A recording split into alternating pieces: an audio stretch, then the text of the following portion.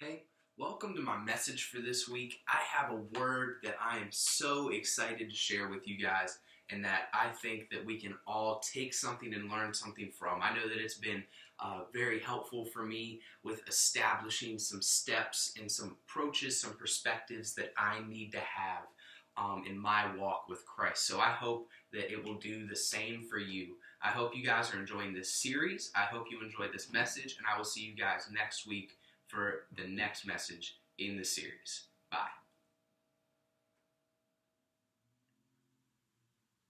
So we live in a world that is governed by this thing called time.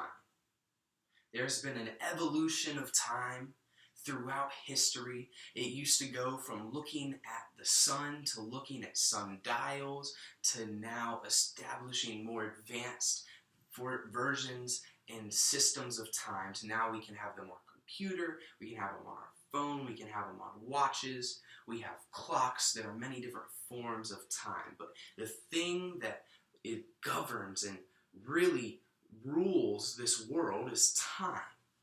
And a lot of the time, I didn't mean to do that, a lot of situations occur in my life where I will sit down and go, I feel like I need more time, no matter what the reason is. Sometimes I procrastinate, sometimes I'm just really involved, sometimes there's another obligation that I have to go to, but I find myself wishing often that I had more time. And I think a lot of you guys are the same way as me. I think a lot of us fight with time a lot of the time. Once again, didn't mean to do that.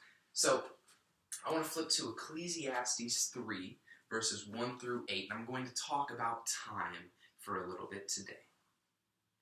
For there is a season and a time for every matter under heaven. I'm going to hold there real quick before I finish reading verses 1 through 8.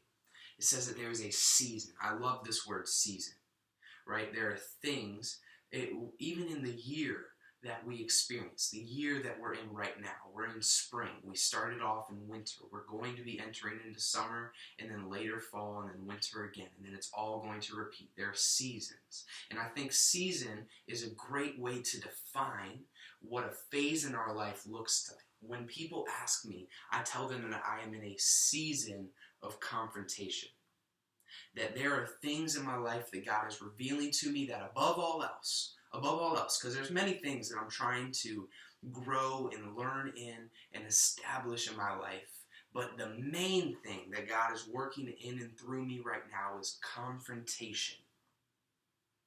The season often only defines the main characteristic, not the rest of the details. I am in a season of confrontation. That is what I'm doing most, but that's not the only thing that I'm doing. Because if I'm only confronting and not learning, then I'm not going to be able to confront at the same level that I could be.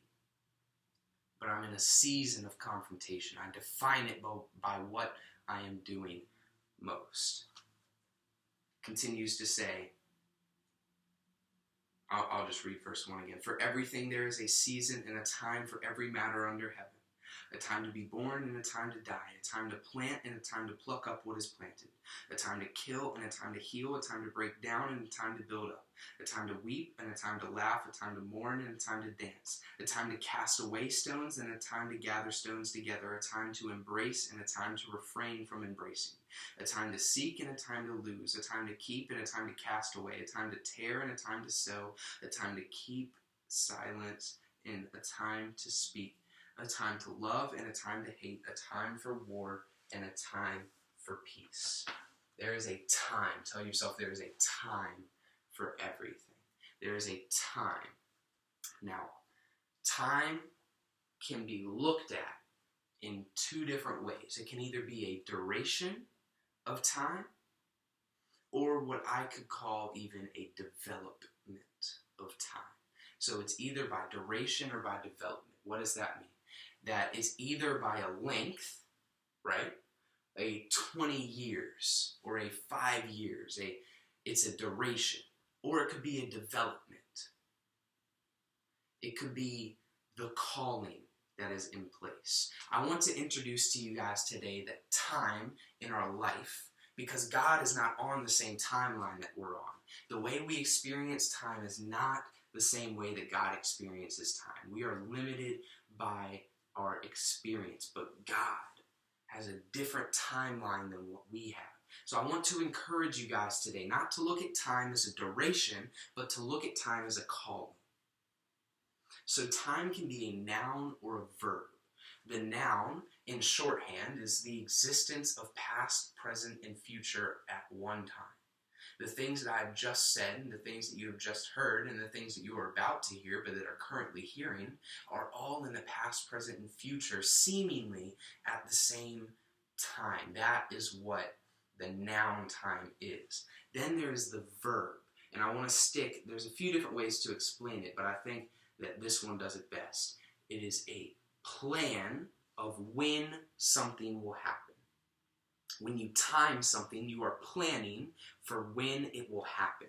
So I want to flip to Proverbs 16, verse 9 real quick, and I want to read that verse to you.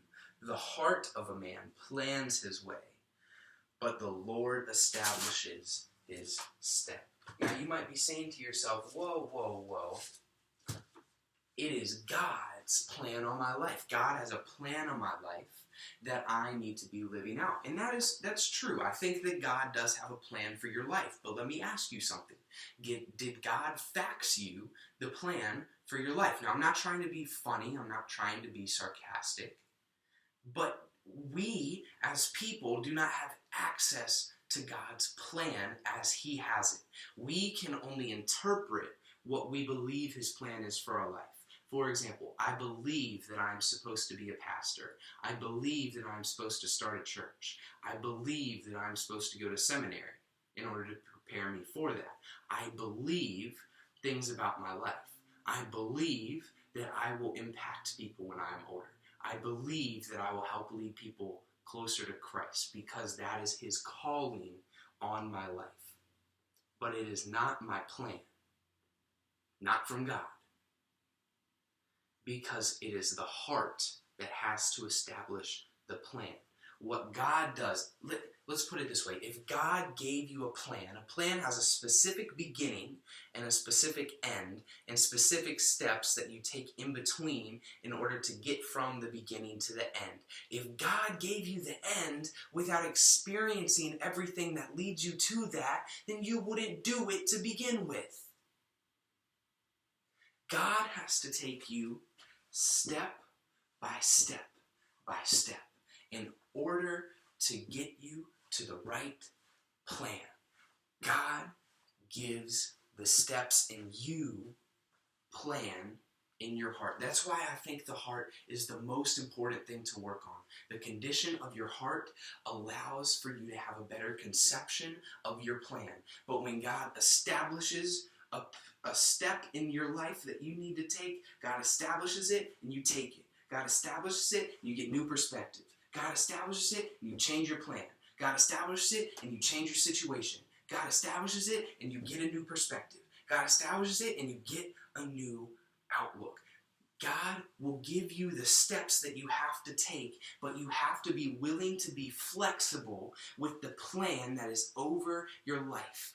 God can only give you the steps. It is your job to make the plan around that. God needs you to be active in your call. God, you cannot wait for God to give you a plan. God will give you a step. And until you take that step, you will have no idea of what that plan looks like.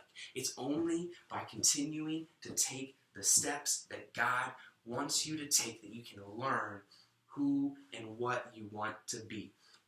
Let's flip back to Ecclesiastes 3 real quick. I'm just going to look at a couple. Born, die. Plant, pluck. Kill, heal. They're opposites. Could it be that you're not growing in your life because you're trying to hold on to death while creating birth in your life? You have to create a gap in order for God to work. What does that look like? In order for God to birth something in your life, you have to let go of the death. In order for God to heal you, you have to let go of what you've killed. You have to release. Give it to God. Doesn't mean that you forget it. Give it to God. Don't forget, but give. When you give it to God, He is able to use it. But it's only by creating a gap that you are able to experience God. Not in your time as a duration, but in your time as a calling. I hope this was helpful to you guys today. I wish that I was able to just expand on this. I could preach on this for hours. I love this concept. But I hope that in the time that we had together that it was helpful. If you have any other questions, be free to get in contact with me. You can leave a comment. You can leave a message. My email is pastormitchs@gmail.com. I hope that this was helpful to you guys. And I cannot wait to see you next week.